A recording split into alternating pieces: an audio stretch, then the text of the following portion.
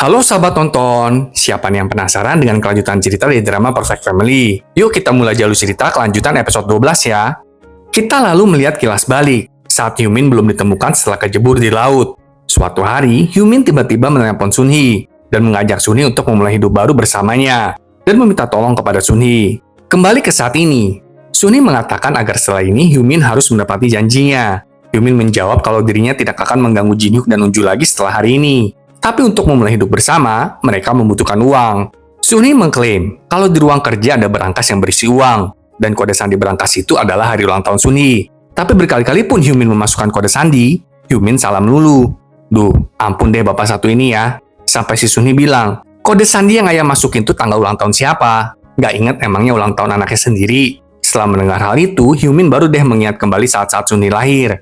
Dan saat itulah Hyumin dapat memasukkan kode sandi yang benar. Bener dong. Di dalam berangkas ternyata ada uang yang banyak. Hyumin lalu berkata, dengan adanya uang, aku juga bisa kok jadi ayah yang baik. Wah, buset dan nih orang emang ya. Tepat di saat itu, Hyumin tiba-tiba merasa tercekik dan terjatuh. Terungkap kalau sebelumnya Sunhee sudah menaruh seperti sebur kacang ke dalam minuman beralkohol dan minuman itu diminum oleh Hyumin.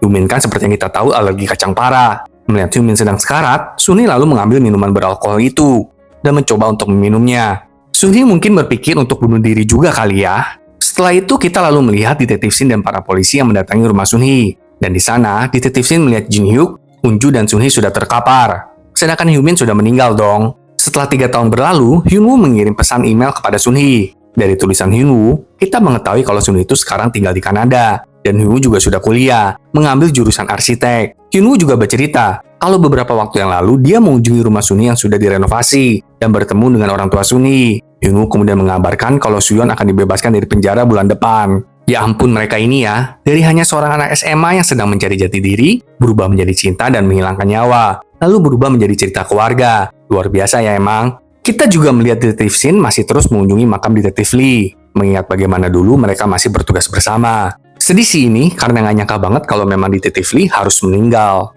Kemudian kita juga akhirnya melihat kalau Suyeon dibebaskan dari penjara nih sahabat nonton. Hyunwoo dan kakak Suyeon mendatangi Suyeon. Suyeon kemudian mengucapkan rasa bersalahnya kepada Hyunwoo karena telah menusuknya dulu.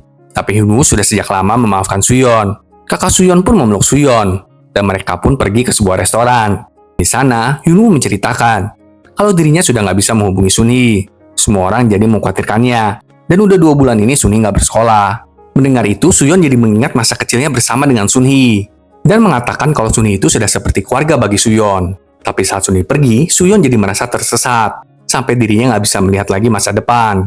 Namun tiba-tiba suatu hari, Suyeon melihat Sunhee, dan dari sanalah Suyeon pergi ke sekolah Sunhee untuk mencarinya. Suyeon juga menyesal karena membuat Sunhee menderita selama ini. Sementara itu, Unju dan Jinhyuk mengobrol mengenang bagaimana awal mereka mengadopsi Sunhee. Ketika mereka mendengar perut Sunhee keroncongan, dari sejak itulah Unju bertekad untuk selalu memasak makanan enak untuk Sunhee. Pada saat yang sama, Unju berkata kalau sepertinya dia melihat Sunhee di pintu pagar rumah mereka. Jinhyuk yang mendengar hal itu langsung berlari keluar diikuti oleh Unju. Dan ternyata benar dong, itu adalah Sunhee. Jinhyuk dan Unju langsung membawa Sunhee ke rumah dan memasakkan makanan enak untuknya. Dan di sana, Sunhee mengungkapkan rasa bersalahnya karena telah membuat orang tuanya khawatir. Sebenarnya tadi itu Sunhee ingin pergi aja agar orang tuanya dapat hidup bahagia tanpa Sunhee. Tapi setiap kali Sunhee ingin pergi, Sunhee selalu merindukan Jinhyuk dan Unju. Mendengar hal itu, Jinhyuk berkata kalau dirinya nggak mau keluarganya hancur lagi, dan nggak mau kehilangan Sunhee, apapun yang terjadi. Jinhyuk juga meminta maaf kepada Sunhee, kalau mungkin tindakannya selama ini membuat Sunhee curiga dan nggak nyaman. Unju pun menambahkan, kalau mereka bertiga tuh nggak ada yang sempurna. Tapi kalau salah satu dari mereka menangis, kita akan memeluknya. Jika ada yang tersenyum, kita akan memegang tangannya, dan mengatakan kalau mereka membutuhkan Sunhee dalam hidup mereka sebagai keluarga. Ibu dan ayahmu memang nggak sempurna, tapi bisakah kami tetap menjadi orang tuamu? Wah, luar biasa sih ini Jinhyuk dan Unju. Mendengar pernyataan mulia kedua orang tua angkatnya, Sunhee bertanya, apakah aku bisa tetap menjadi putri kalian? Unju dan Jinhyuk pun langsung memeluk Sunhee. Memang yang dibutuhkan keluarga adalah penerimaan ya, sahabat tonton. Sunhee lalu menulis surat kepada nenek angkatnya, dan mengatakan maksud hatinya agar nenek angkatnya itu mau kembali bersama dengan keluarga Sunhee.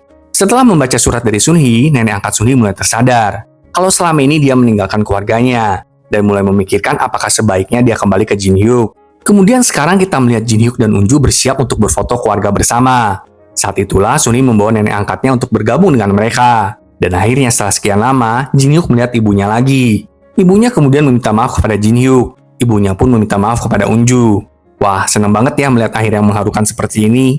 Semoga setelah ini keluarga Sunni pasti akan menjadi keluarga yang lebih kuat dari sebelumnya. Drama ini berada di sini, sahabat tonton. Apa sih arti keluarga sempurna dan apa standarnya? Tentu yang namanya sempurna itu pasti nggak ada ya, sahabat nonton. Dan bukankah yang penting keluarga itu sehat secara mental, rohani, dan jasmani? Bahkan kalaupun lagi nggak bahagia, bukankah itu normal? Kita semua manusia, bukan robot. Nggak bisa selalu disetting untuk selalu bahagia kan? Jika sekarang keluarga kita sedang ada di dalam sebuah proses kehidupan, hadapi bersama. Bergandengan tangan dan semoga saat proses itu sudah dilalui, kita tetap bergandengan tangan dengan keluarga kita. Lalu kemudian tersenyum bersama. Sampai jumpa di drama lainnya ya, sahabat tonton. Dan terima kasih telah mengikuti drama ini dari awal sampai akhir. Sampai jumpa.